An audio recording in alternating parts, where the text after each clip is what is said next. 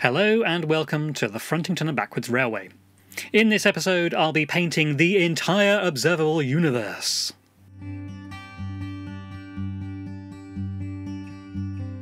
Okay, for clarification, when I say the entire observable universe, I mean observable with the naked eye from the vantage point of this side of the tracks at Frontington. Let's not get carried away here. Some time ago I installed the boards for the back scenes, painting them with a very light blue emulsion.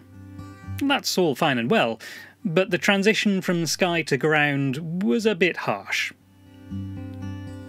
Oh, and before I get into the main topic of this video, I also painted the front of the boards black recently, which tidied it up nicely.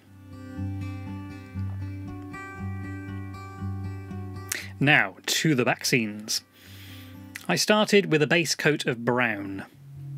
I'm just using cheap poster paints for this, partly because they're cheap, and partly because they dry matte, which is ideal for this.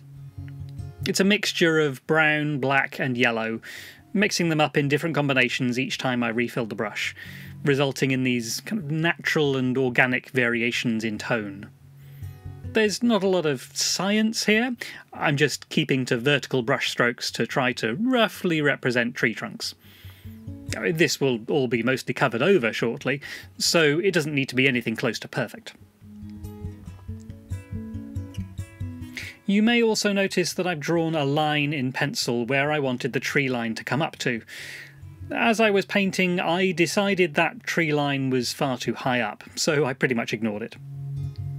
Unfortunately, that pencil line wasn't easy to rub out, because the pencil lead went into the grain of the wood where the rubber couldn't get to. But not to worry, I found a creative solution to that, which you'll see later. Once the brown was mostly dry, I moved on to some shades of green, again mixing with black and yellow to create some variation to the colours.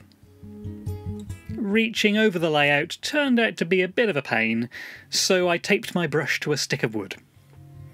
That actually worked out really well, because it allowed me to perfect the technique of wobbling the brush from side to side, which created quite a nice effect.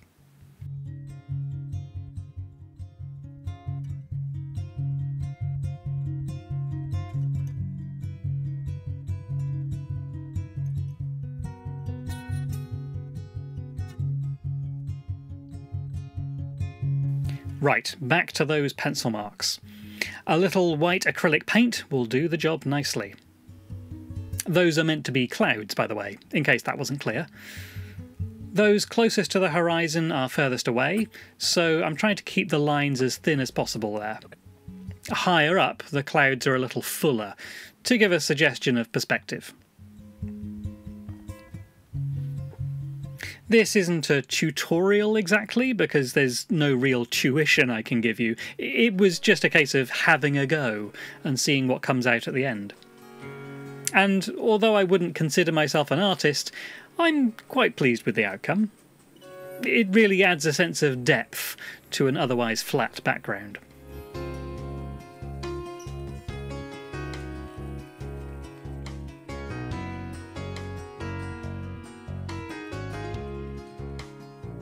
That's all for this little video.